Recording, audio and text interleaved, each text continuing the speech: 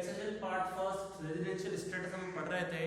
हमने इंडिविजुअल के residential status की बात कर ली थी। आज हम डिस्कस करेंगे कंपनी और एक फर्म के रेजिडेंशियल स्टेटस क्या होते हैं, किसके अकॉर्डिंग हम कह सकते हैं कि ये फर्म भारतीय है, ये कंपनी भारतीय है, या फिर ये एनआरआई कंपनी है, या फिर ये फर्म एनआरआई फर्म है। इसके लिए हम डिस्कस करेंगे। तो हमारे पास कुछ कंडीशंस हैं। अगर मैं कहूँ कि मुझे अगर ये पता लगाना है कि कंपनी रेजिडेंस है या नहीं है, भारतीय कंपनी है या नहीं है, तो इसके लिए पहली कंडीशन है it is an Indian company. Indian company means क्या हुआ?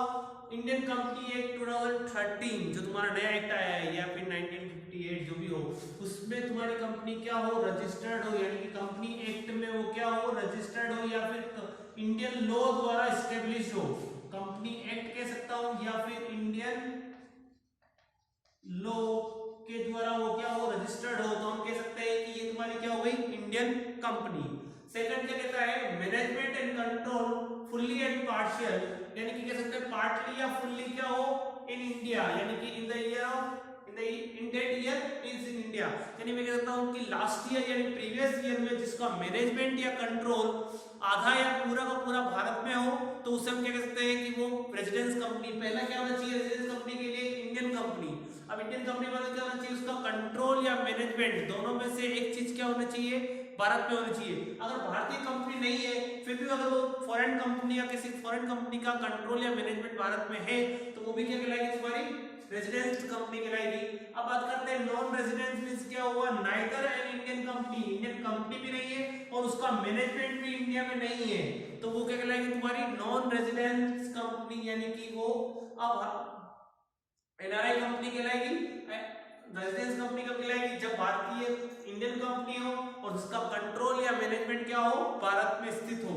अगली बात करते हैं फर्म की। फर्म को हम कब कह सकते हैं कि फर्म रेजिडेंस है, या फिर एसोसिएशन ऑफ पर्सन जो होते हैं वो कब कह सकते हैं कि वो भारतीय है? तो इसका मींस पहला क्या हो गया?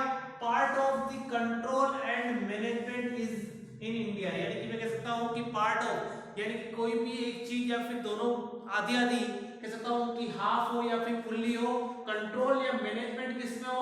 इंडिया में हो, तो उस फर्म को हम कह सकते हैं कि वो क्या हो गई? इंडियन फर्म हो गई। और एसोसिएशन ऑफ पर्सन की बात करता हूं, तो वो सारे जो पर्सन है एसोसिएशन ऑफ पर्सन के जो मेंबर है वो सारे कहां रहते हो? भारत में रहते हो, सिचुएटेड इन इंडिया। तो वो सबके वो एसोसिएशन कहलाएगी तुम्हारी इंडियन एसोसिएशन कहलाएगी। बट अगर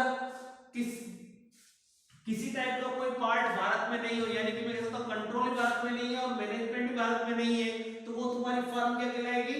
नॉन रेजिडेंट। और अगर मैं कहूं कि एसोसिएशन ऑफ पर्संस के मेंबर जो है वो भारत में सिचुएटेड नहीं, भारत में नहीं रहते हो, तो इस कंडीशन में वो फर्म, वो एसोसिएशन ऑफ पर्संस वो क्या कहलाएगा? तुम्हारा नॉन रेजिडेंट। यानी कि हम बात कर सकते हैं कि फर्म और कंपनी में क्या हो गई? दोनों की सेम कंडीशंस है। कंपनी के लिए कह रहा है कि इंडियन कंपनी होनी चाहिए, और अगला क्या कह रहा है? मैनेजमेंट और कंट्रोल फुल्ली या पार्टली क्या होना चाहिए? इंडिया में होना चाहिए। तो यहाँ फर्म के लिए भी यही कह रहा है कि part of control and management, यानी पार्ट, यानी कि दोनों में से किसी का भी एक पार्ट या फिर हाफ पार्ट क्या होना चाहिए? भारत में होना चाहिए। और अगला क्या कह रहा है? नॉन रेजिडेंस के लिए कि वो इंडियन कंपनी भी नहीं है और मैनेजमेंट कंट्रोल भी भारत में नहीं है। तो यहाँ पर भी यही कह रहा है कि वो इंडियन कंपनी भी वो क्या है? उसका मैनेजमेंट एंड कंट्रोल भारत में नहीं है, तो वो क्या कहलाएगी? तुम्हारी नॉन रेजिडेंट। यानी मैं कह सकता हूं कि फर्म और कंपनी के लिए रेजिडेंशियल स्टेटस की जो कंडीशंस है वो दोनों लगभग सेम है, कुछ डिफरेंस है। और एसोसिएशन ऑफ पर्संस में क्या हो गया?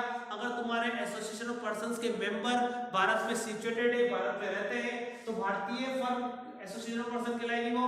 और अगर इंडियन एसोसिएशन फर्म के मेंबर जो तुम्हारे भारत में नहीं रहते, तो वो इंडियन एसोसिएशन फर्म नहीं कहलाएगी, वो नॉन रेजिडेंट कहलाएगी, यानी कि non resident association of persons कहलाएगा, यानी कि अभारतीय अनिवासी कहलाएगी, अनिवासी कहलाएंगे सारे। ओके, ये तुम्हारी क्या हो गई? हमने कंपनी और फर्म के बारे में डिस्कस किया। हमारा बचा हुआ है एचयूएफ, जिसको हम डिस्कस करेंगे कल के वीडियो में, ऑनलाइन लेक्चर में, कि एचयूएफ की क्या कंडीशंस है, इसके बारे में क्या होता है। जो मैंने कल क्वेश्चन भेजे थे वो तुम सॉल्व कर देना। अगर तुम्हें नहीं आता हो तो तुम मुझसे वापस पूछ सकते हो कि इसका क्या होगा, मैं तुम्हें क्लियरली बता दूंगा, पूरा क्वेश्चन सॉल्व करेंगे अपन।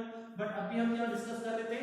फर्म और कंपनी के बारे में, कि एक फर्म कैसे हम ये कह सकते हैं कि ये फर्म जो है इंडियन फर्म है या फिर अनिवासी फर्म है, और ये कह सकता हूँ कि फॉरेन फर्म है, या फिर एक कंपनी कैसे इंडियन कंपनी है और कैसे वो फॉरेन कंपनी है, इसके बारे में डिस्कस किया रहता है, ये सारी कंडीशन है जिसके अकॉर्डिंग हम ये कह सकते हैं कि ये इंडियन कंपनी है या फिर फॉरेन कंपनी है, इंडियन फर्म है या फिर फॉरेन फर्म है। Okay, thank you.